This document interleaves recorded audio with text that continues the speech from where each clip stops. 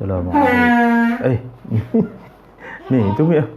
Assalamualaikum warahmatullahi wabarakatuh. Bismillahirrahmanirrahim. Alhamdulillahirabbil alamin. Wassalatu wassalamu ala asrofil anbiya'i wal mursalin. Sayyidina wa habibina syafi'ina Muhammadin wa ala alihi wa ashabihi wa man tabi'ahum bi ihsanin ila yaumiddin. Amma ba'du. Pada malam hari ini kita dapat melanjutkan pengajian kitab Adabud Dunya Waddin setelah kita melaksanakan sholat tarawih. Mungkin sholat tarawih ini relatif ada yang mungkin belum selesai, masih tarawih, ada yang sudah selesai, dan bahkan mungkin sudah selesai lebih dulu, karena tradisi tarawih ini sangat relatif dan sangat kaya di Indonesia. Ada yang 23 rakaat, ada yang 11 rakaat. Bagi yang belum selesai tarawih, kita ucapkan selamat menjalankan sholat tarawih. Yang sudah tarawih, mari kita mengaji kitab Adabud Dunya Waddin. Sebelumnya mari kita membaca tawassul Al-Fatihah ila hadratin Nabil Mustafa Muhammad sallallahu alaihi wasallam wa ala alihi wa ashabihi wa man tabi'ahum bi ihsanin ila yaumiddin wa ila hadratin jami'il ulama'il amilin wal awliya'i was suhada'i was sholihin wa bil khusus awliya tis'a fi ardi Jawa, Sunan Gunung Jati, Sunan Kalijaga, Sunan Bonang, Sunan Kudus, Sunan Derajat, Sunan Muria, Maulana Malik Ibrahim wa sulihim wa furahim wa ila hadratin jami'i masyayikh lirboyo wa jamil muslimina wal muslimat wa abaina wa abaina wa jaddina wa jaddadatina wa jamil muslimina wa muslimat wa ila hadratin khususon mu'allif hadal kitab Adabud Dunya Waddin Syekh Abil Hasan Ali bin Muhammad bin Habib Al-Mawardi Al-Basri Asy-Syafi'i. Al-Fatihah. A'udzu billahi minasyaitonir rajim. Bismillahirrahmanirrahim. Alhamdulillahi rabbil alamin arrahmanir rahim maliki yaumiddin. Iyyaka na'budu wa iyyaka nasta'in. Ihdinas siratal mustaqim. Siratal ladzina an'amta 'alaihim ghairil maghdubi 'alaihim waladdallin. Amin. Bismillahirrahmanirrahim. Pada pengajian yang lalu sudah kita bahas tentang ada dua tipologi atau ada dua macam manusia dalam hal memperbanyak amal. Yang pertama, tipologi yang pertama sudah dijelaskan, yaitu orang-orang yang melakukan penambahan amal atau ziyadatul amal, bertambahnya amal, tapi dia mampu tidak terlalu banyak, dalam pengertian sedang-sedang saja, bersifat tengah-tengah, tidak terlalu menggebu-gebu penambahan amalnya itu, tapi meskipun tidak terlalu menggebu-gebu, sedang-sedang saja, tapi dia memiliki kemampuan untuk istiqomah gitu, memiliki kemampuan untuk melakukannya secara kontinu, qadirun 'alad dawam, jadi mampu untuk dilakukan secara kontinu gitu. Nah, kita masuk pada tipologi yang kedua. Wal halatu adapun keadaan atsaniyatu yang kedua, ayastakthiro, insan itu berupaya untuk memperbanyak minhu, dari ziyadatul amal, dari penambahan amal, istiksaroman, seperti berupaya menambahkannya seseorang, la yanhadu, yang tidak dapat bergerak atau tidak dapat membangkitkan, man itu bidawamiha, dengan melakukan secara kontinu terhadap ziyadatul amal itu. Wala yaqdiru, dan man itu tidak mampu, ala ittisaliha, atas menyambungkannya atau meneruskannya ziyadatul amal tersebut. Jadi tipologi yang kedua ini adalah seseorang yang berupaya untuk terus menambah, memperbanyak bertambahnya amal, tapi dia tidak mampu untuk melanggengkannya, tidak mampu untuk mengistiqomahkannya atau mengkontinyukannya, gitu. Jadi dia menggebu-gebu, gitu kan, untuk melakukan penambahan amal, gitu. Dia ingin terus menambah, memperbanyak penambahan amalnya, tapi dia tidak punya daya untuk penambahan amalnya itu secara istiqomah, gitu. Jadi dia semacam angin-anginan, gitu. Satu waktu dia menggebu-gebu terus menambah amalnya, memperbanyak amalnya, gitu. Tapi satu waktu dia malas, bahkan satu waktu dia meninggalkan amalnya, gitu.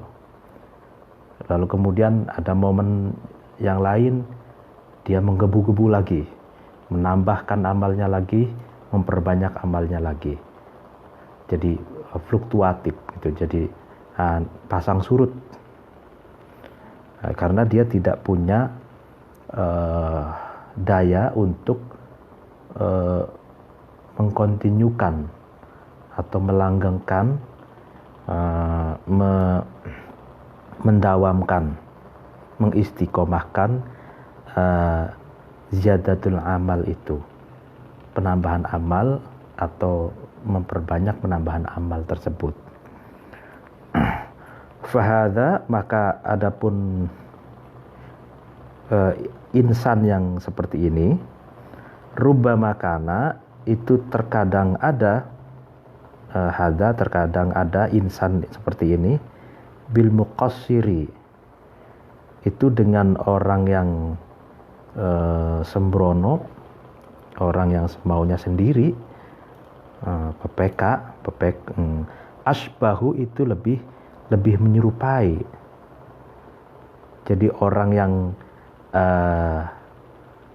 melakukan penambahan amal, memperbanyak amal, tapi tidak istiqomah, tidak kontinu, ini terkadang lebih serupa, lebih menyamai dengan muqassir, menyamai dengan orang yang sembrono atau orang yang semaunya sendiri, gitu ya. Li'annal istiksaro, karena sesungguhnya upaya untuk memperbanyak minaz ziyadati, dari penambahan amal, imma ayyamna'u, ada kalanya istiksar itu upaya penambahan amal itu mencegah min ada illazimi, dari mendatangkan sesuatu yang wajib. Fala yakunu, maka tidak ada al-istiksar itu, penambahan amal itu, illa taksiron, kecuali sikap sembrono. Jadi penambahan memperbanyak penambahan amal itu ada kalanya justru mencegah mendatangkan sesuatu yang wajib, sehingga memperbanyak penambahan amal itu tak lain dan tak bukan adalah sifat sembrono. Jadi ingin hati memperbanyak penambahan amal, justru memperbanyak penambahan amal ini mencegah atau menghalang-halangi atau mengabaikan sesuatu yang mestinya dilakukan gitu. Artinya menambahkan amal tapi meninggalkan sesuatu yang lazim, meninggalkan sesuatu yang wajib dilakukan gitu. Nah, orang yang semacam ini tak lain dan tak bukan adalah orang yang sembrono gitu. Nah, li'annahu, karena sesungguhnya insan tatawu'un, itu melakukan kesunahan biziyadatin, dengan penambahan amal tersebut, ahdatsat, yang memperbarui ziyadah itu naqson, terhadap kekurangan, wa binaflin, dan ini wawa ataf ke biziyadatin itu, wa tatawu'un binaflin, dan insan itu sesungguhnya sedang melakukan sunnah binaflin, dengan kesunahan, mana yang mencegah nafal itu, yang mencegah kesunahan itu fardon, terhadap sesuatu yang wajib. Nah ini, jadi kenapa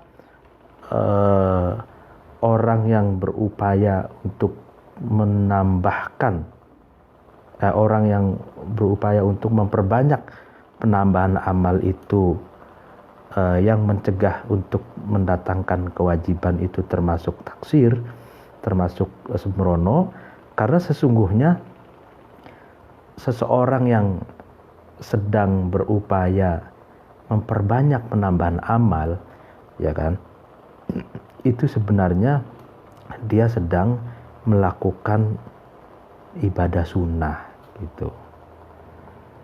Jadi ibadah sunnah, alih-alih dia ingin memperbanyak ibadah sunnah gitu kan, tapi justru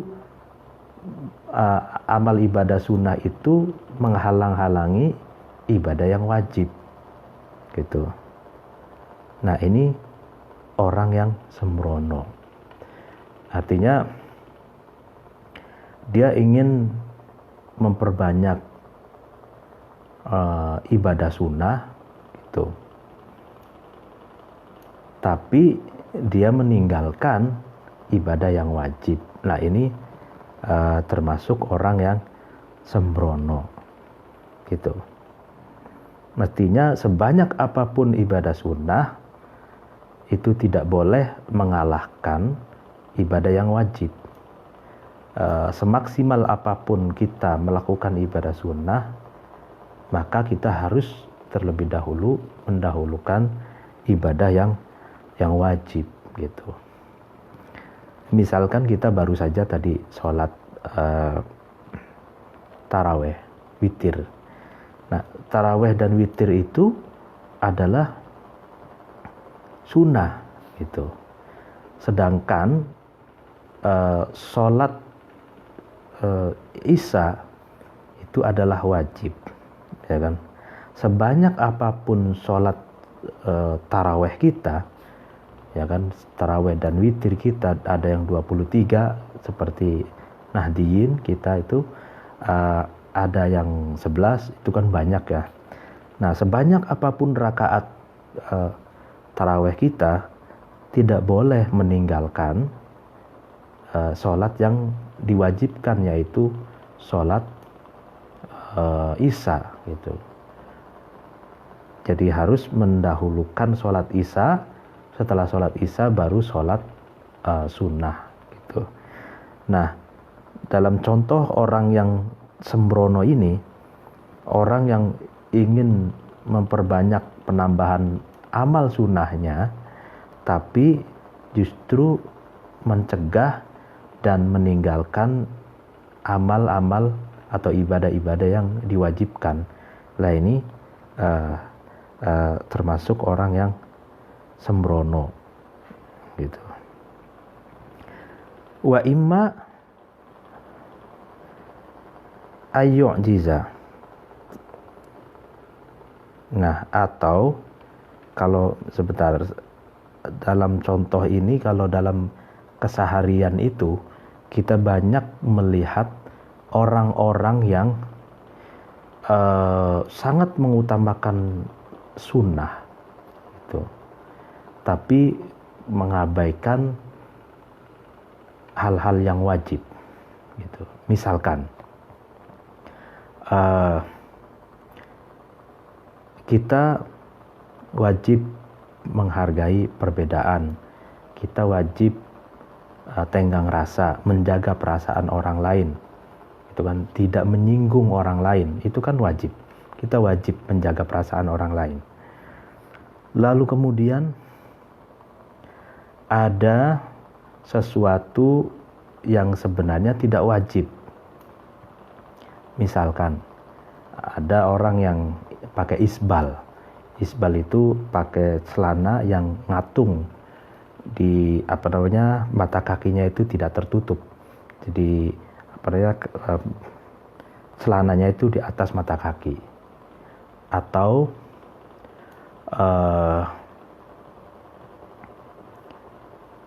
ketika kita sholat itu ada orang yang selalu ingin kakinya itu harus menempel antara makmum dengan makmum yang lain, itu dengan secara harus itu dipaksa gitu. Nah, hal-hal yang seperti itu, atau misalkan menumbuhkan jenggot gitu. Nah, itu kan hal-hal yang sebenarnya tidak wajib gitu kan, sesuatu yang tidak wajib gitu. Nah, yang wajib itu adalah menjaga perasaan orang lain, tenggang rasa gitu kan. Nah, jangan sampai hal-hal yang tidak wajib seperti itu lebih didominasi, harus lebih diprioritaskan daripada sesuatu yang wajib gitu. Jadi orang yang tidak berjenggot dianggap orang yang bukan pengamal sunnah, lalu kemudian dibully misalkan, atau orang yang tidak pakai isbal, celananya menutup mata kaki gitu, sebagaimana kita biasanya gitu kan. Lalu kemudian dianggap orang yang tidak paham hadis, padahal itu kan sesuatu yang multi tafsir. Jadi ada penafsiran mengatakan bahwa isbal itu kenapa dilakukan karena suatu waktu Rasulullah melihat orang yang pakaiannya itu sampai menyentuh tanah gitu. Tapi dalam keadaan orang itu memiliki mental yang congkak, angkuh gitu. Jadi isbal atau orang yang nggak pakai orang yang pakai pakaian atau pakai celana yang menutupi mata kaki yang sampai ke tanah, itu kalau tidak didasari dengan kecongkakan, kesombongan, tidak ingin menunjukkan kesombongan, ya maka tidak apa-apa gitu. Jadi kenapa Rasulullah pada waktu itu mencegah orang agar tidak berpakaian menutupi mata kaki sampai ke lantai, ya karena biasanya pada waktu itu orang yang menutupi mata kaki sampai ke lantai atau ke tanah itu menunjukkan orang yang sombong. Tapi kalau dalam tradisi yang lain seperti di kita, itu orang yang menutupi mata kaki itu bukan berarti dia sombong, kan seperti itu. Nah itu ada konteksnya, tapi ada orang yang membaca secara harfiah bahwa hadis itu menunjukkan anjuran untuk memakai celana di atas mata kaki. Nah ini kan perbedaan tafsir. Nah jangan sampai sesuatu yang sebenarnya debatable ini atau sesuatu yang sunnah yang seperti saya contohkan itu justru mengalahkan sesuatu yang wajib. Apa yang wajib? Yaitu menghargai perbedaan, menghargai perasaan orang lain gitu. Jadi pesan yang pertama ini, orang yang berupaya ingin memperbanyak, menambah amal sunnah gitu, tapi dia mengalahkan sesuatu yang wajib, itu termasuk orang yang sembrono gitu, orang yang tidak baik gitu. Wa imma ayyu'jiza, dan ada kalanya upaya memperbanyak penambahan amal itu, wa imma ayyu'jiza, terkadang ada kalanya upaya memperbanyak penambahan amal itu melemahkan gitu kan, melemahkan insan, seorang manusia, an istidamati ziyadati, dari kontinuitas, dari kelanggengan penambahan amal. Wa yamna'u, dan istiksar minaz ziyadatil amal itu, upaya memperbanyak penambahan amal itu mencegah min mulazamatil istiksari, dari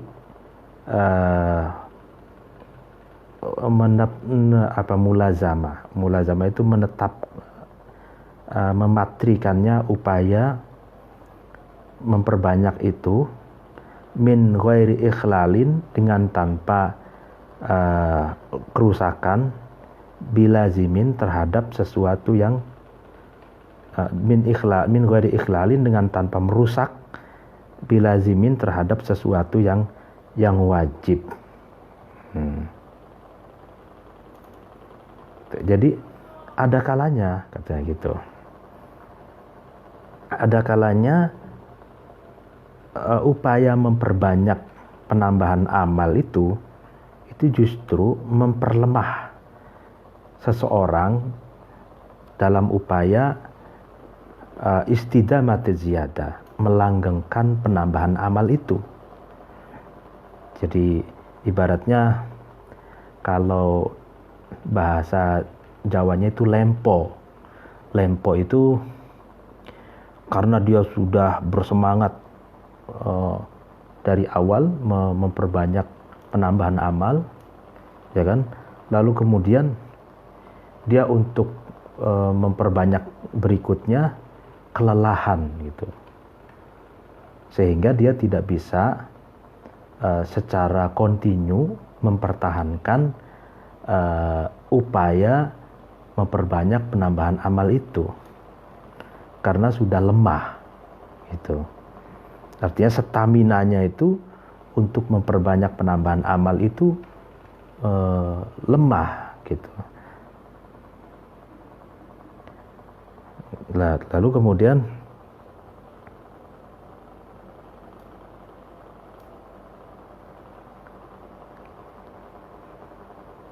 dan terkadang pula katanya, dan ada kalanya, bukan terkadang, ada kalanya pula upaya memperbanyak penambahan amal itu mencegah kewajiban atau keniscayaan mulazamatil istiksar, mencegah dari keniscayaan memperbanyak penambahan amal itu, yaitu keniscayaan berupa apa? Tidak merusak sesuatu yang wajib gitu. Jadi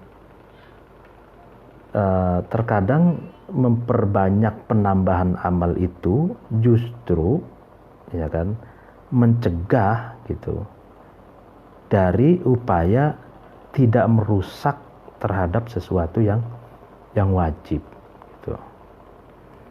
Jadi yang dikhawatirkan karena terlalu menggebu-gebu upaya memperbanyak penambahan amal itu justru ya kan berpotensi merusak sesuatu yang wajib gitu. Kalau yang pertama itu kan memperbanyak penambahan amal sunnah tapi justru meninggalkan yang wajib. Kalau yang ini ada kalanya memperbanyak penambahan amal itu ya kan justru dapat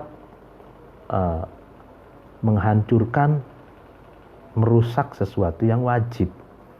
Itu padahal mulazamatul istiksar, keniscayaan keniscayaan memperbanyak penambahan amal itu dengan syarat tidak merusak sesuatu yang wajib gitu. Wala taksirin, dan tidak boleh ada pengurangan, tidak boleh ada kesembronoan fi fardin, di dalam sesuatu yang wajib gitu. Jadi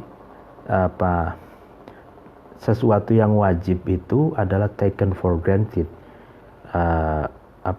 al-maqbul ghairu qabil lin-niqas, kata istilahnya Muhammad Arkon, itu diterima tanpa tidak boleh tidak menerima diperdebatkan.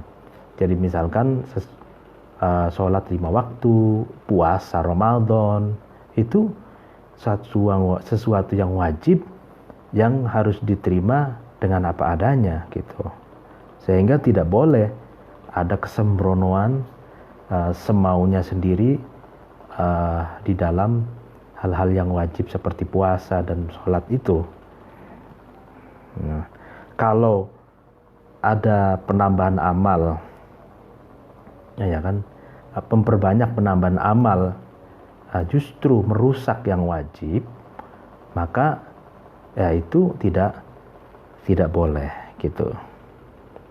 Jadi kewajiban itu harus lebih diprioritaskan daripada memperbanyak penambahan amal yang lain. Fahiyya, maka adapun ziyadah, adapun penambahan amal, idzan, ya ketika ayyu'jiza an istidamati ziyadah tadi, ya qasiratul mada, itu pendeknya masa, qalilatul labthi, sedikitnya upaya, maksudnya sedikitnya, ya karena sedikitnya waktu, tentu saja sedikitnya kesempatan. Jadi antara waktu dengan pekerjaan itu tidak balance gitu, tidak seimbang. Waktu terbatas, tentu mestinya kesempatan pun terbatas, sedikit gitu. Nah, orang yang ingin memperbanyak penambahan amal, mestinya itu harus dilihat dari durasi waktunya. Jadi kalau durasi waktunya pendek, qasiratul mada wa qalilatul lab, dan sedikitnya kesempatan, tapi dia paksakan untuk memperbanyak penambahan amal itu, iya maka dia akan menabrak berbagai hal-hal yang mestinya dia lakukan demi untuk memperbanyak amal itu, gitu. Nah itu, jadi mungkin dalam konteks yang lain pun kita harus melihat, jadi aktivitas itu juga harus melihat deadline, gitu ya. Kalau kita tahu deadline ada batas waktu, gitu ya. Kalau batas waktunya pendek, maka kesempatan pun pendek. Nah, sependek waktu itu, maka kerjaan yang kita kerjakan ya harus disesuaikan dengan waktu yang pendek, waktu yang tersedia, gitu. Kalau waktu yang tersedia itu pendek, lalu kita ingin banyak sekali melakukan banyak hal, ya maka itu tidak matching, tidak serasi, tidak kesesuaian antara banyaknya keinginan untuk melakukan sesuatu dengan keterbatasannya waktu, gitu. Nah, wal qalilul amali, adapun sedikitnya amal, fituliz zamani, di masa yang panjang, di panjangnya masa, afdolu itu lebih utama, indallahi, di mata Allah, di sisi Allah Azza wa Jalla, min kathiril amali, daripada memperbanyak amal, fi qaliliz zamani, di dalam sedikitnya zaman atau di dalam sedikitnya waktu. Nah ini menarik ini. Jadi sedikitnya amal, ya kan, di masa yang panjang, nah, itu lebih utama di mata Allah daripada banyaknya amal dilakukan pada masa yang terbatas, pada masa yang sedikit. Tuh. Artinya apa? Artinya ingin dikatakan bahwa kualitas, gitu. Kualitas itu lebih utama daripada kuantitas, gitu.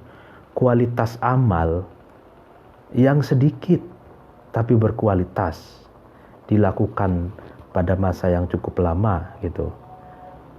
Nah, itu lebih utama daripada kuantitas amal dilakukan pada masa yang terbatas, gitu. Nah, ini bisa di dalam konteks apapun, gitu. Dalam konteks ibadah, dalam konteks bekerja, dalam konteks kreasi, dalam konteks belajar, dalam konteks bahkan dalam konteks berumah tangga, gitu.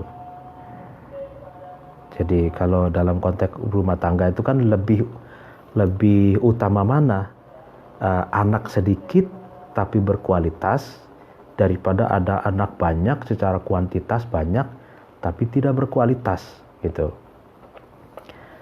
Makanya kan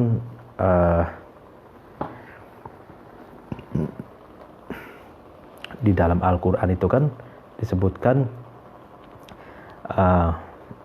janganlah kamu sekalian meninggalkan generasi lemah, generasi yang tidak berkualitas, gitu.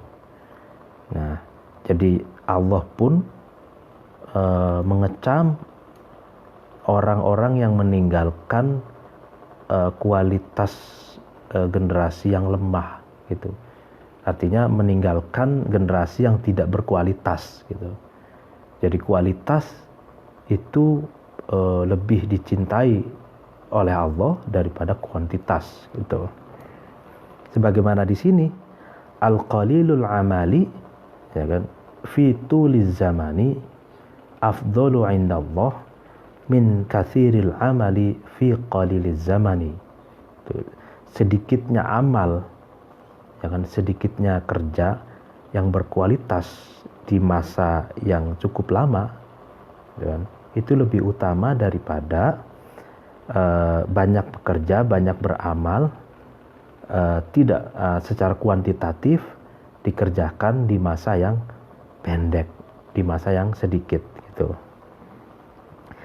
Li'annal mustaksiro, karena sesungguhnya orang yang berupaya memperbanyak minal amali, dari amal, fi zamani, di dalam zaman, di dalam masa, al-qasiri, yang pendek, qad ya'malu, itu terkadang mustaksir itu mengamalkan zamanan, di suatu zaman, suatu masa, wayatruku, ya kan, dan mustaksir itu meninggalkan zamanan di zaman yang lain gitu. Farubbama soro, kemudian terkadang mustaksir, orang yang berupaya memperbanyak amal itu, menjadi fi zamani tarkihi, di masa meninggalkan amalnya mustaksir itu, lahian, menjadi orang yang lahi, orang yang bermain, wa ausahian, atau orang yang lalai. Nah, gini. Jadi karena katanya orang yang berupaya memperbanyak amal itu kan di masa yang sempit, itu kan di masa yang sempit, di masa yang terbatas waktunya, itu terkadang mustaksir itu, orang yang berupaya memperbanyak amal itu, terkadang satu masa dia melakukan, ya, mengamalkan, di masa yang lain dia tidak mengamalkan. Dan terkadang ketika di mana masa yang tidak dia gunakan untuk mengamalkan sesuatu itu, dia menjadi orang yang bermain-main atau orang yang lalai.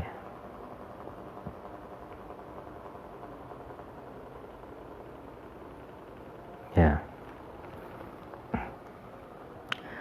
Wal muqallilu, adapun orang yang sedikit mengamalkan, sedikit amal, orang yang amalnya sedikit, fit tawili, fit zamani, di satu zaman, satu masa, atau wili, yang panjang, mustaqidul afkari, adalah orang yang terjaga pemikirannya, itu kan, mustadzimud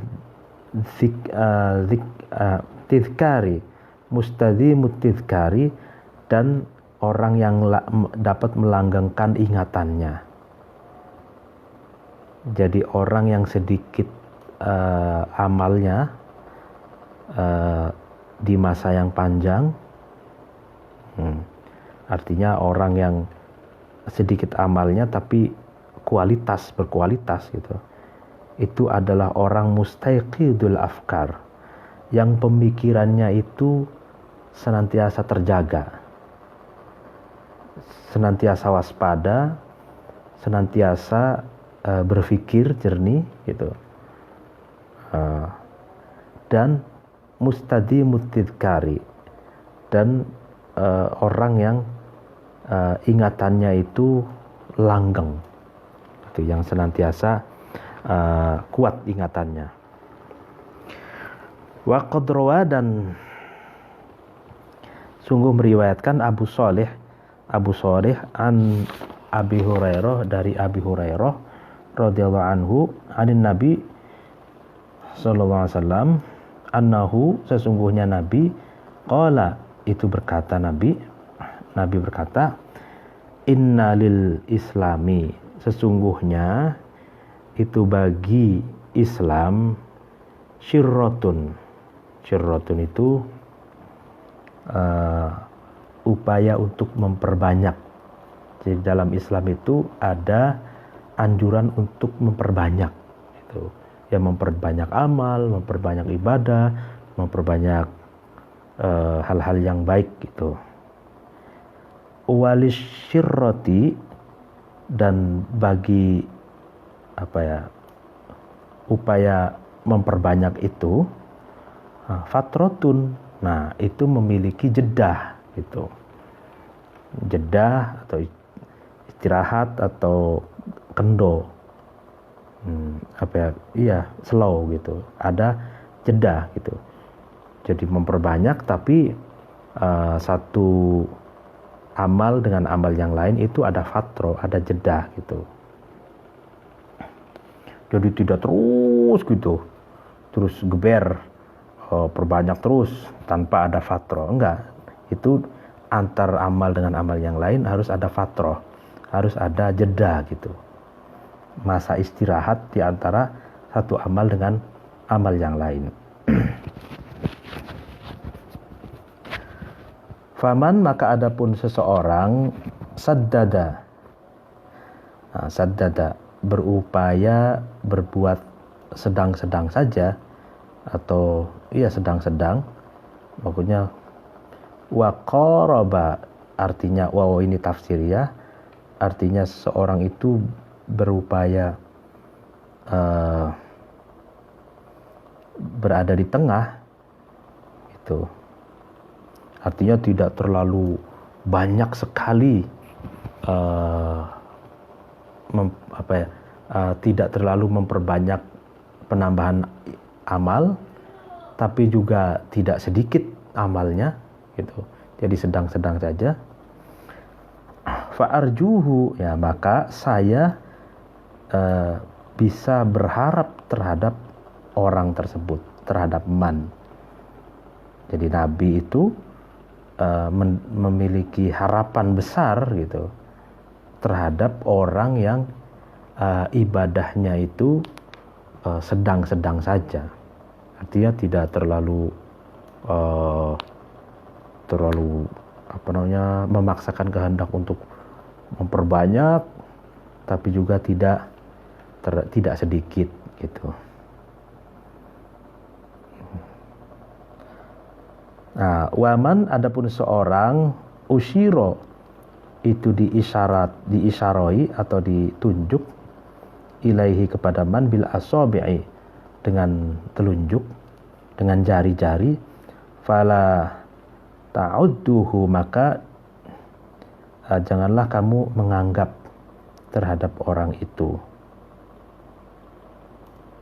Jadi orang yang ditunjuk dengan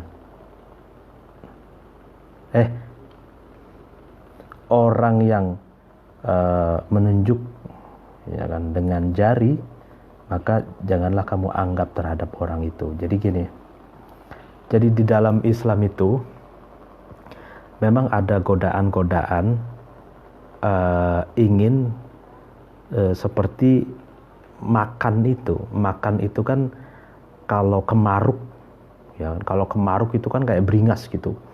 Wah, apa saja di depan kita itu ingin kita makan semua, sebanyak-banyaknya gitu kan.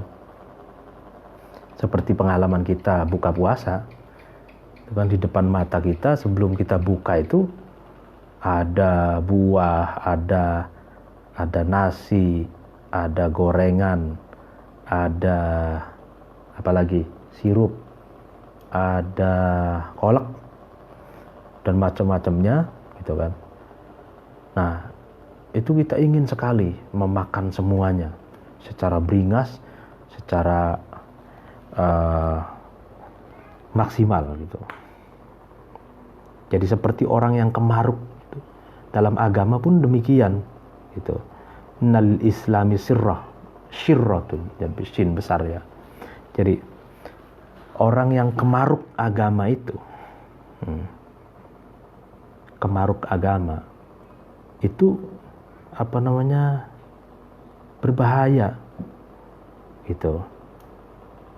Makanya kata Nabi, orang yang beragama itu man saddada wa qaraba fa'arjuhu, yang sedang-sedang saja gitu.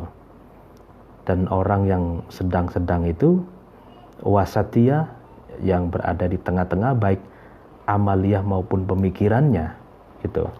Itulah orang yang bisa diharapkan, kata Nabi.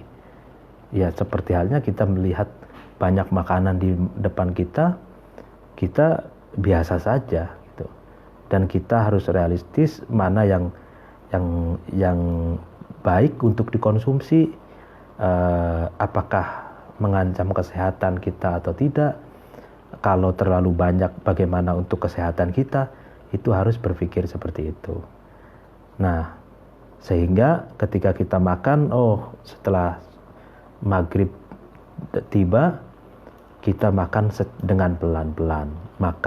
Minum air putih dulu, makan korma atau makan buah yang manis, itu kan pelan-pelan dan sedang-sedang saja. Jadi sesuatu yang sedang-sedang saja, baik dalam berpikir keagamaan, berada di tengah, beramal ataupun apapun, itu yang bisa diharapkan, kata Nabi. Karena ingin hati gairah keislamannya tinggi, tapi justru banyak yang dirugikan. Nah, itu jangan sampai seperti itu. Jadi kemaruk agama itu tidak diinginkan oleh Nabi, karena kemaruk agama itu bisa membahayakan gitu. Nah, faja'ala, maka Nabi itu menjadikan lil islami, kepada Islam, syirrotan, terhadap upaya memperbanyak.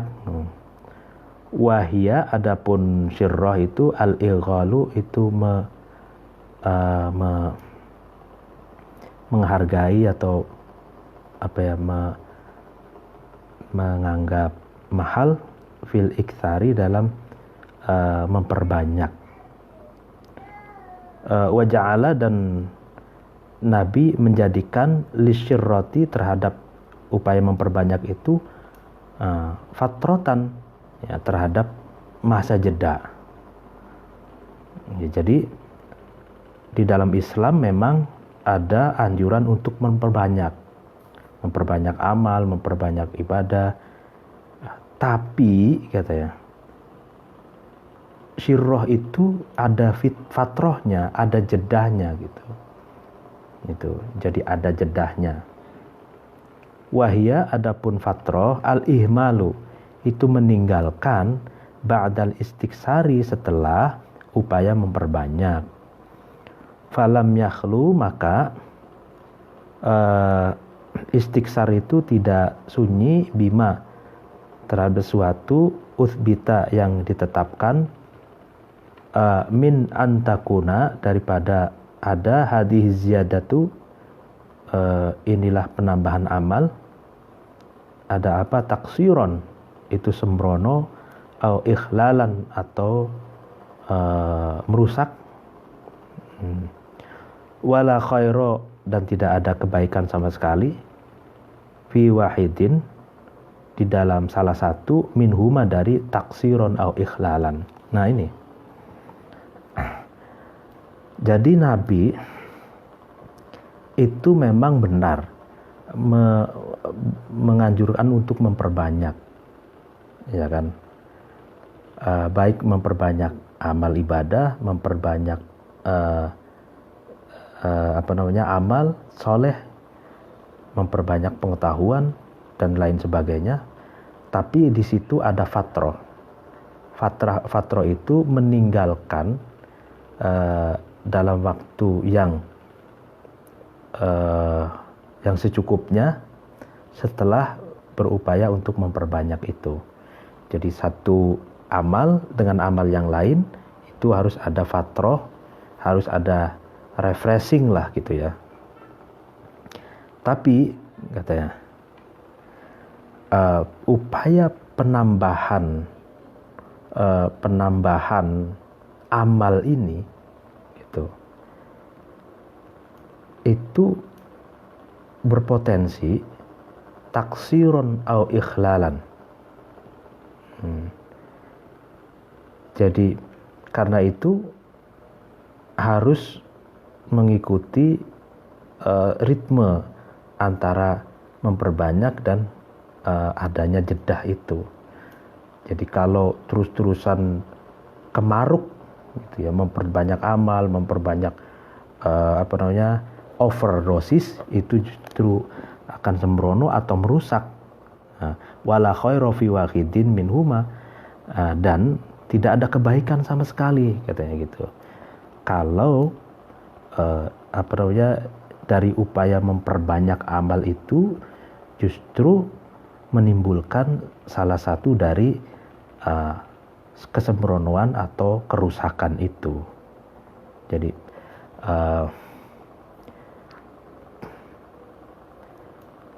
makanya di sini fatroh ini bisa diartikan juga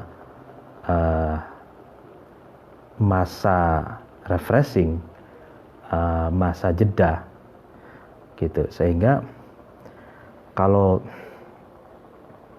terus-terusan berupaya memperbanyak penambahan amal terus gitu ya, tanpa ada fatroh gitu, tanpa ada refreshing, tanpa ada intermezzo di situ, justru keinginan untuk memperbanyak penambahan amal malah justru tergelincir pada kesembronoan dalam beragama atau kerusakan gitu. Dan ini jangan sampai terjadi demikian gitu. Jadi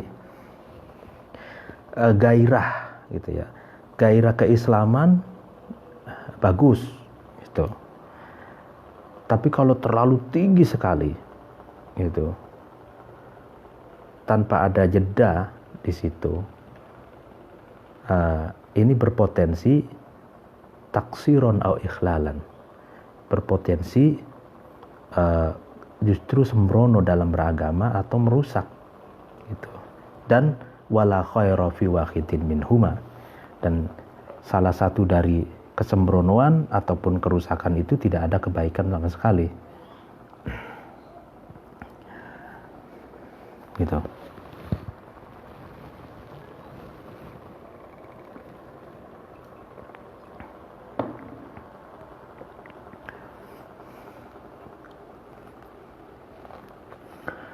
Wa'lam, dan ketahuilah kamu, ja'ala, menjadikan Allah al-ilma, terhadap ilmu, hakiman, ya, terhadap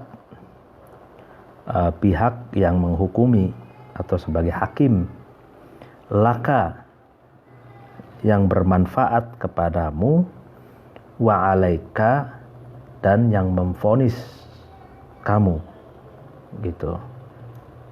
Jadikanlah, ketahuilah Allah itu memposisikan atau menjadikan ilmu itu sebagai hakim bagi manusia, bagi kita gitu.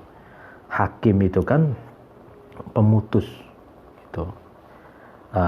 Laka wa alaika, maksudnya ketika kita di depan ilmu, di depan hakim itu amalnya benar, maka hakim akan membela kita, ilmu akan mendukung kita, membela kita, hakiman laka. Tapi kalau kitanya menyimpang dari ilmu atau inkonsisten gitu, amal kita inkonsisten dengan ilmu kita, maka ilmu kita itu yang akan menegur, ya, sebagai hakim yang menegur dan memvonis kita, hakiman alaika gitu. Kan banyak orang sekarang ini inkonsisten kan antara ilmu dan amalnya.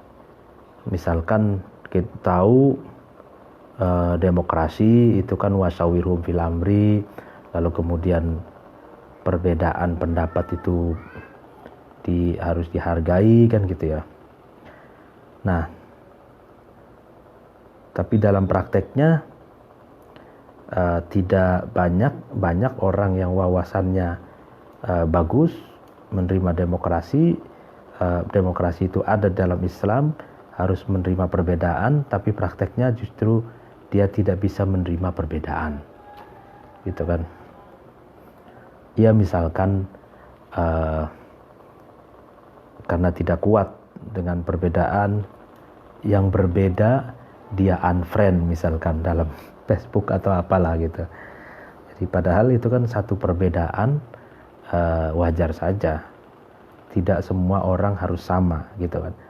Jadi orang yang wawasannya harus demokrasi gitu ya, tapi dalam prakteknya tidak demokratis. Wawasannya kesetaraan, dalam prakteknya diskriminasi gitu, tidak setara gitu kan. Wawasannya mengatakan tidak boleh nepotisme, dalam prakteknya nepotisme, dan seterusnya. Nah, hakim itu, ya ilmu itu akan menghakimi kita dalam hal inkonsistensi, ambivalensi, paradok antara ilmu dan amal kita, antara wawasan yang kita punya dengan prakteknya. Ya, mestinya dalam saat-saat tertentu, momen-momen tertentu, itulah sebuah ujian. Momen itu ujian bagi seberapa kuat kita konsisten antara wawasan, ilmu, dan praktek itu. Ketika demokrasi misalkan, nah pada saat itulah momen demokrasi, dengan wawasan demokrasi kita itu diuji gitu. Jadi kalau demokrasinya sudah khatam, ketika pintu demokrasi terbuka lalu kemudian ternyata tidak bisa menerima perbedaan gitu kan, bahkan ingin melenyapkan asas penghargaan terhadap perbedaan itu menjadi satu pemikiran yang mutlak gitu. Nah itu kan berarti kita tidak teruji gitu. Wal haqqa, dan ilmu itu Allah jadikan sebagai kebenaran. Qaidan. Sorry. Dan Allah menjadikan al-haqqa terhadap kebenaran itu qaidan, sebagai pihak yang menuntun laka, ya kan, laka, kepadamu, atau bagimu, wa ilaika, dan kepadamu. Jadi kebenaran Allah menjadikan sebagai qaid, sebagai pihak yang menuntun, laka wa ilaika. Artinya kalau kita posisinya al-haq, posisinya yang benar, maka kebenaran yang kita miliki adalah qaid, adalah penuntun bagi yang lain. Gitu. Wal haq qaid wa ilaika. Kebenaran ketika ada di orang lain, maka kebenaran itu akan menuntun kepada kita, menuju kita. Gitu. Jadi hakim, ilmu itu adalah hakim bagi kita, sedangkan kebenaran adalah penuntun kita. Gitu. Anna dunya, sesungguhnya dunia itu kan, idza wasalat, itu ketika dunia itu sampai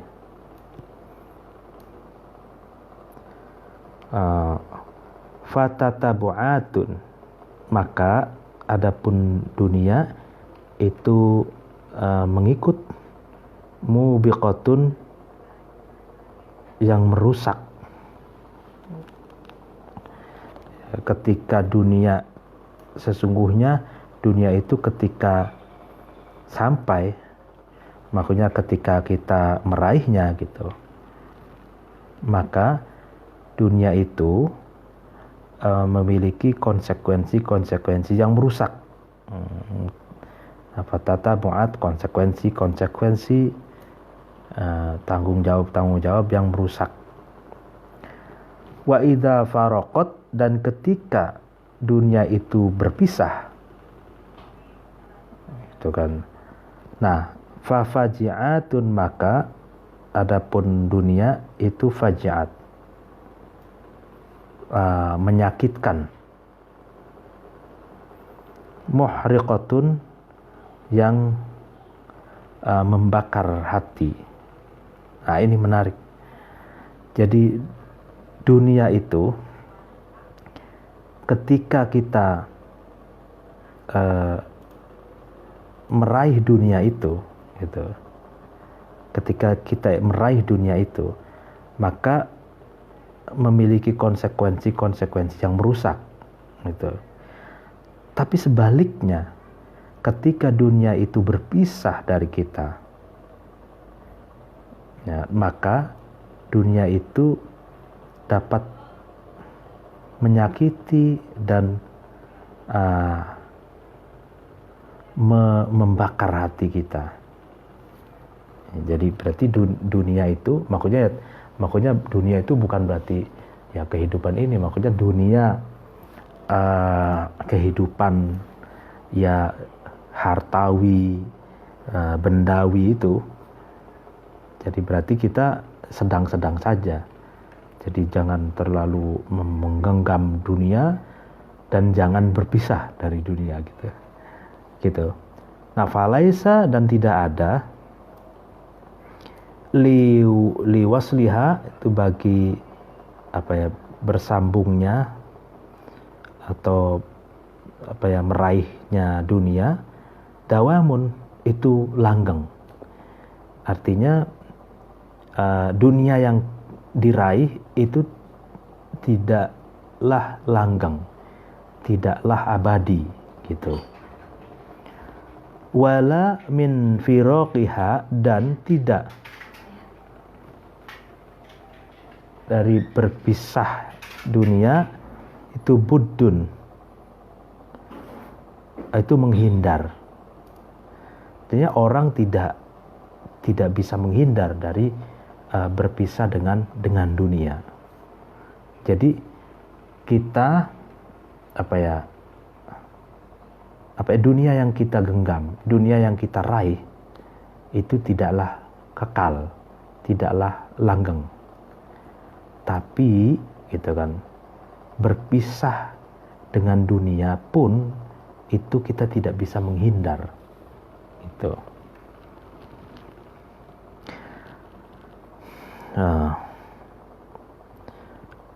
Farid, wajibkanlah kamu nafsaka, terhadap diri kamu, ala qati'atiha, atas memutus dunia, li tusallima, supaya kamu itu selamat, min tatabu'atiha, dari konsekuensi-konsekuensi buruk dunia,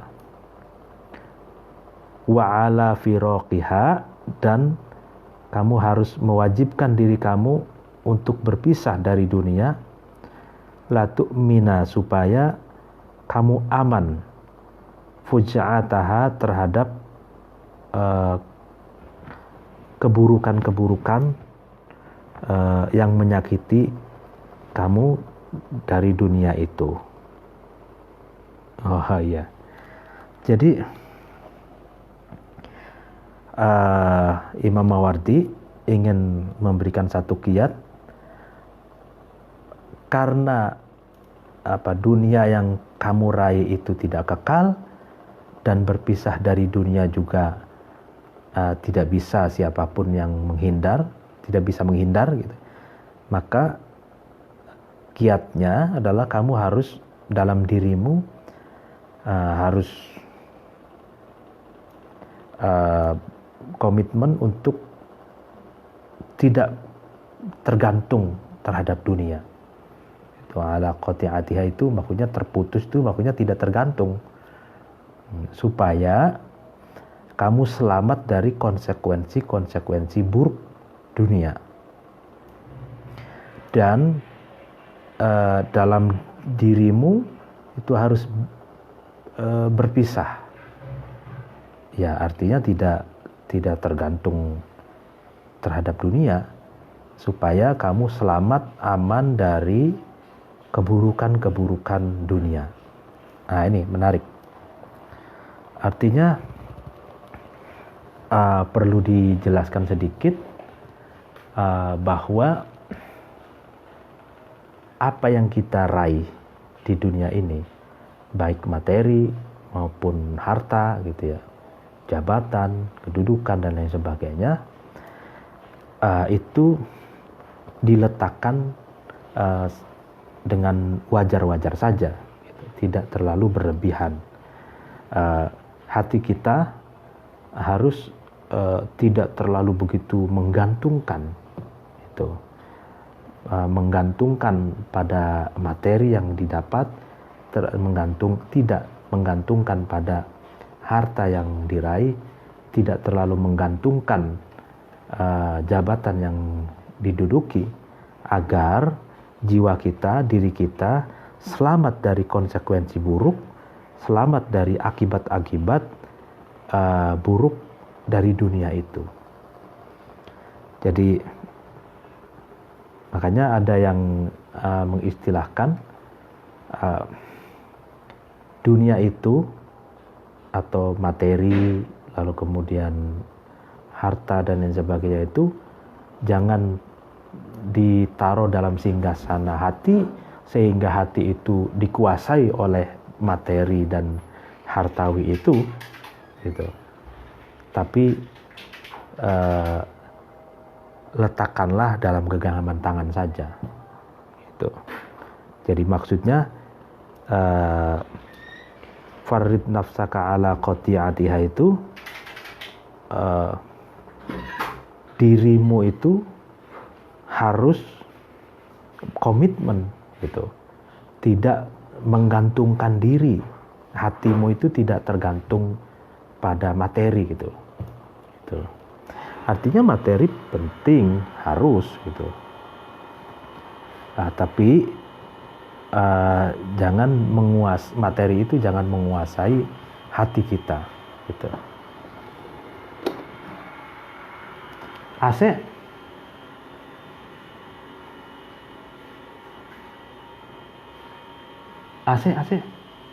Nah. Faqad qila, kemudian dikatakan almar'u, adapun seseorang, muqtaridun adalah hutang, min umrihi dari umurnya, almar'u al-muqtaridi yang habis, ya kan? Jadi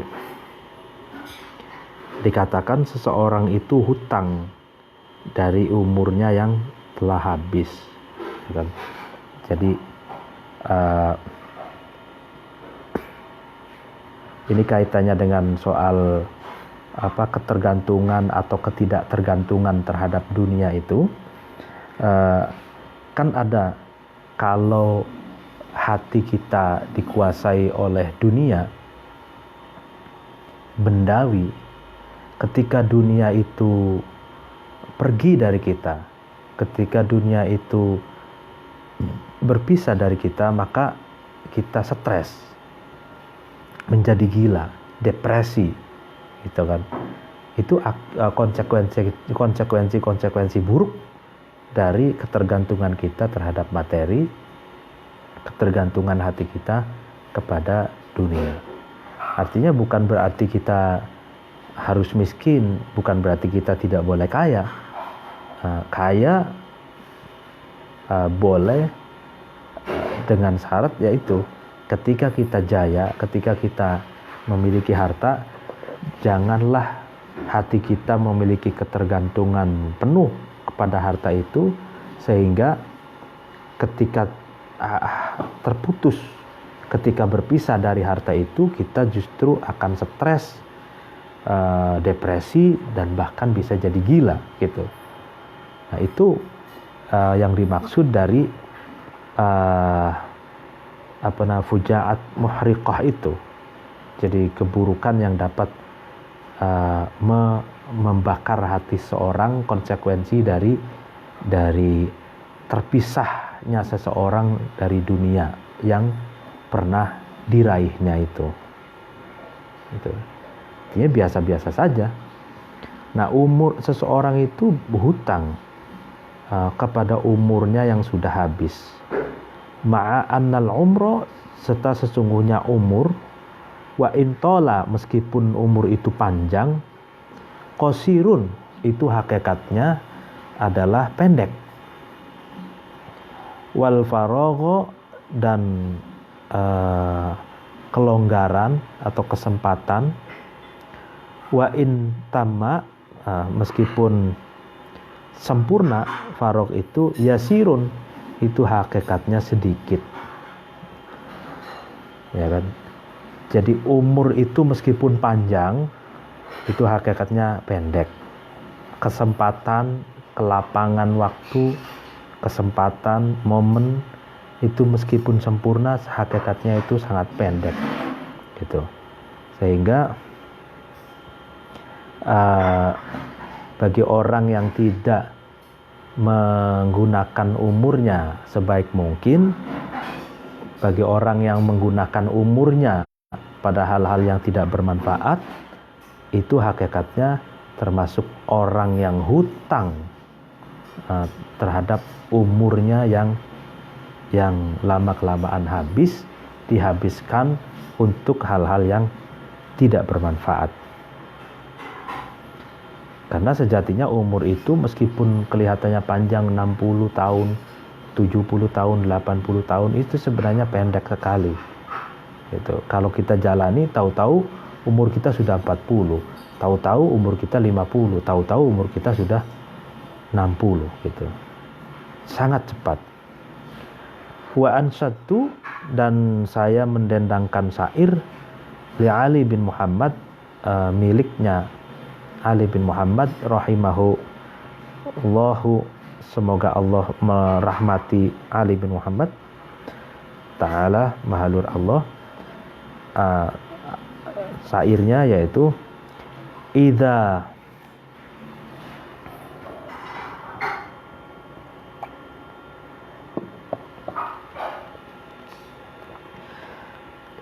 kamalat, ketika sempurna, lil mar'i, bagi seseorang, situna, umur 60, hijjatan, apanya, tahunnya, falam yuhdha, maka almar'u itu tidak dibagi, tidak diberi bagian, min sittina, dari 60 tahun itu, illa bisudusiha, kecuali dengan 1/6-nya sittin. Wah, keren. Idza kamulatil mar'i sittuna hijjatun falam yuhdha min sittina illa bisudusiha. Ketika seseorang itu telah sempurna memiliki umur 60 tahun, maka sejatinya dari 60 tahun itu dia tidak dibagi kecuali hanya 1/6-nya saja. Jadi ketika umur 60 tahun seseorang itu sejatinya dia hanya diberi bagian 1/6 dari 60 tahun. Nah, apa logikanya? Nah, logika di sini dalam syair yang kedua, alam taro annan nisfa bil laili hasilu wa tadhhaba awqatul muqila bi khumusiha.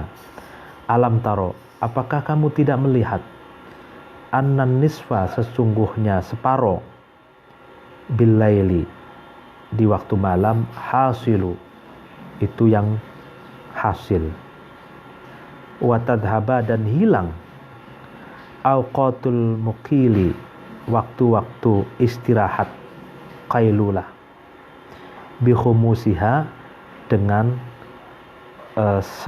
seperlimanya awqatin nahar.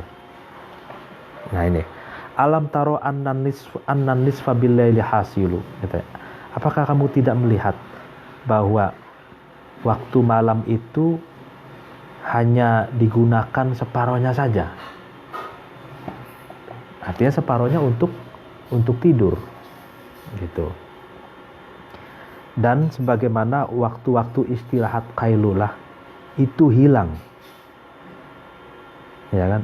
Hilang ya untuk istirahat, hilang bi khumusiha, seperlima, gitu. Jadi dalam 24 jam kita hidup, separuh malam hilang karena untuk tidur, lalu istirahat tidur qailulah itu juga hilang waktu itu karena untuk tidur, itu kan.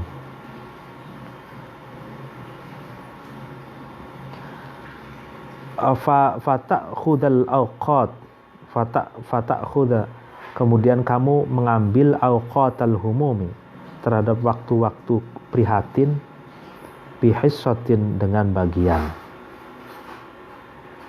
Wa awqatu auja'in, adapun waktu-waktu lapar, tumitu, itu bisa mematikan, awqatu auja' bimasiha, dengan menyentuhnya awqati auja'.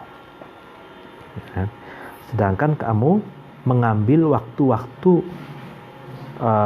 keprihatinan sebagai bagian. Jadi dari 24 itu 24 jam, separuh malam diambil untuk tidur, waktu qailulah untuk istirahat. Sedangkan ketika terjaga pun, ya kan, terjaga pun tidak tidur, kamu mengambil bagian waktu-waktu yang prihatin. Jadi ada yang waktu prihatin, gitu kan. Dan waktu-waktu yang lapar, ketika kelaparan itu menyentuhmu, mencengkrammu, itu dapat mematikanmu. Fahasiluma, maka sesuatu yang menghasilkan, fahasiluma, adapun hasilnya sesuatu, yabqa, yang tersisa, sudusu umrihi, adalah 1/6-nya umurnya kamu. Artinya yang tersisa itu ya 1/6 umurnya seseorang, almar'u tadi.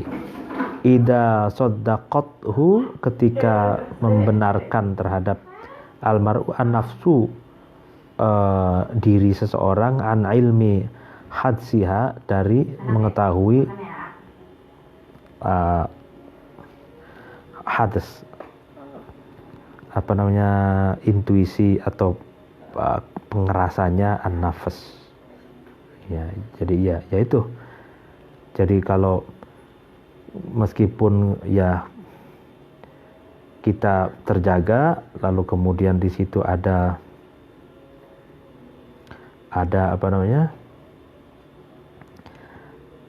waktu humum, prihatin, galau, dan lain sebagainya, itu juga berkurang lagi, gitu.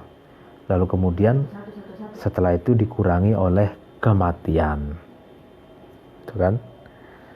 Jadi 24 jam diambil di waktu malam separohnya untuk tidur, di siang hari untuk istirahat kailula, lalu dalam waktu terjaga pun kita menghadapi kegalauan, keprihatinan. Nah, keprihatinan itu pun mengambil waktu kita, gitu. Dan tersisanya hanya 1/6, dan itu untuk kita. Nah itulah. Jadi betapa pendeknya. Berarti seandainya umur 60 tahun, ya kan, kita nyampe nih dikasih Allah umur 60 tahun. Nah yang bermanfaat, betul-betul yang bermanfaat untuk kita itu hanya 1/6 dari 60 tahun itu. Ya kan? Nah itulah betapa pendeknya, katanya gitu, umur ini. Jadi kelihatannya banyak 60 tahun gitu. Tapi kalau dikalkulasi kegunaannya, sebagian untuk tidur, sebagian untuk istirahat, sebagian untuk ngurusi yang galau, sebagian keprihatinan dan sebagainya. Problem-problem yang tidak bermanfaat tapi menyibukkan kita gitu. Nah, lalu susut yang bermanfaat ternyata hanya 1/6 dari umur kita yang 60 tahun itu. Jadi pendek itu. Jadi berarti hakikat umur yang bermanfaat itu dari 60 tahun itu hanya 1/6-nya. Nah, ini kalau menurut kalkulasi dan analisa menarik dari Al-Mawardi.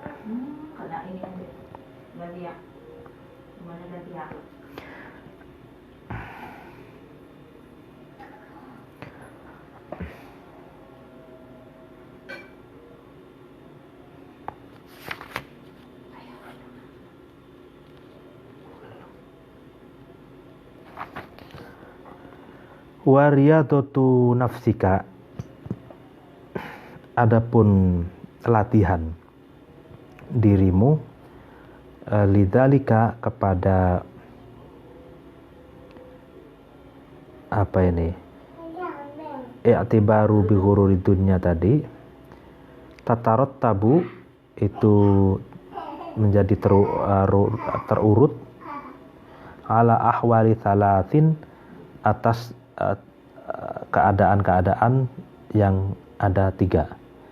Jadi orang yang melatih dirinya kepada menyikapi duniawi ini itu terbagi pada 3 keadaan yang terurut gitu ya. Maksudnya wa kullu halatin, adapun setiap keadaan, minha, dari akhwali thalas tadi, tatasya'abu,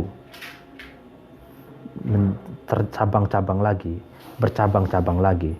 Jadi dari 3 keadaan, satu keadaan, salah satu dari 3-nya ini punya cabang-cabang yang lain lagi. Wahia, adapun kullu halah, litashilima, karena menggampangkan sesuatu, yaliha, yang mendampingi ma terhadap halah, sababun, adalah sebab. Jadi setiap keadaan itu ya kan memiliki sebab yang dapat memudahkan sesuatu yang mendampingi terhadap halah keadaan tersebut. Fal halatu, maka adapun keadaan, al-ula, yang pertama, antasrifa, kamu memalingkan hubbud dunya, terhadap cinta dunia, an qalbika, dari hatimu, fa innaha, maka sesungguhnya dunia, tulhikun, melalaikanmu, tulhika, melalaikanmu, an akhiratika, dari akhirat kamu. Wala taj'al, dan janganlah kamu menjadi, sa'yaka terhadap amal kamu, laha karena dunia, fatamna'uka maka dunia itu mencegah kamu terhadap kamu, haddoka terhadap bagian, minha dari akhirat. Watawakko dan jagalah kamu ar-rukuna terhadap kecondongan, ilaiha kepada dunia.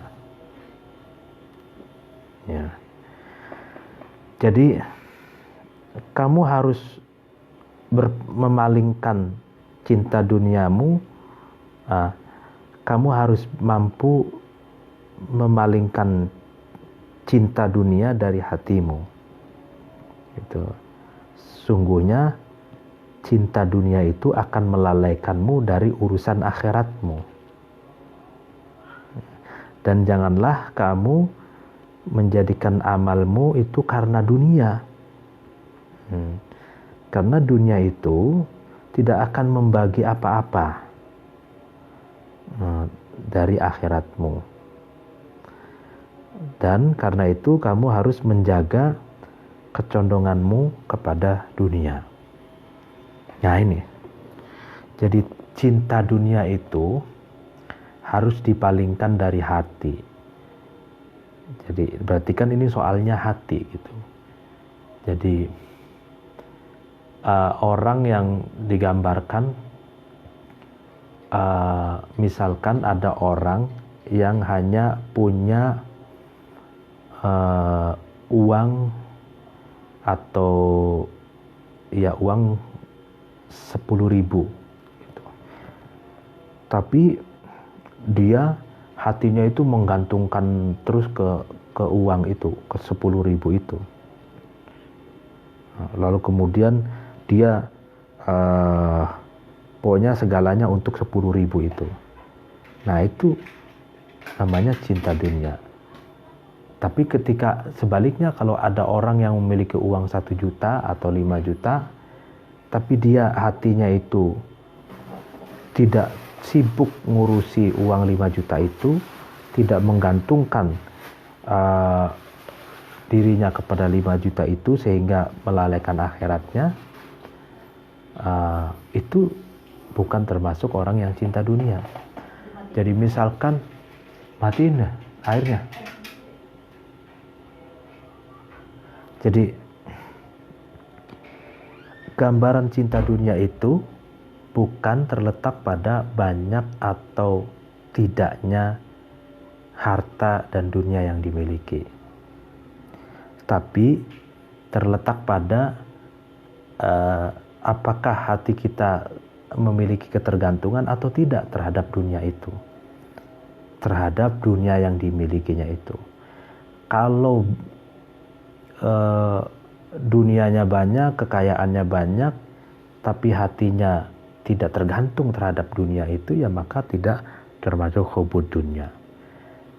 Kalau orang yang memiliki kekayaan banyak tapi tetap dia khusyuk beribadah kepada Allah, tetap mengutamakan akhiratnya, berbuat baik kepada fakir miskin, yatim piatu, bisa berzakat, bisa korban, bisa dan sebagainya, itu bukan termasuk orang yang hubbud dunya. Jadi hubbud dunya itu standarnya ketika seseorang itu dengan dunianya itu dia lalai dari akhiratnya. Fa innaha tulhika an akhiratika. Jadi ketergantungan terhadap dunia sampai dia lalai terhadap akhiratnya, itulah standar hubbud dunya. Bukan dalam pengertian kaya ataupun miskin. Bukan berarti orang kaya itu hubbud dunya, orang miskin itu tidak hubbud dunya, bukan. Tapi terletak pada apakah ketergantungan kita terhadap dunia itu melalaikan kita dari urusan akhirat kita. Itu letaknya. Kalau ternyata ketergantungan kita terhadap kekayaan dan harta itu melalaikan urusan akhirat kita, maka itu hubbud dunya, baik itu orang miskin ataupun orang kaya gitu. Walatakun, dan janganlah kamu ada aminan yang aman laha kepada dunia, gitu.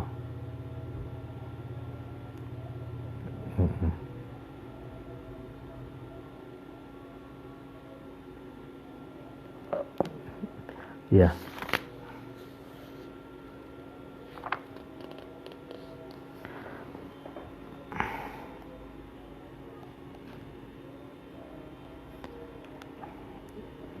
Ya mungkin untuk pengajian pada malam hari ini dicukupkan. Apabila ada kesalahan mohon dimaafkan. Wallahul muwaffiq ila aqwamit thoriq. Assalamualaikum warahmatullahi wabarakatuh.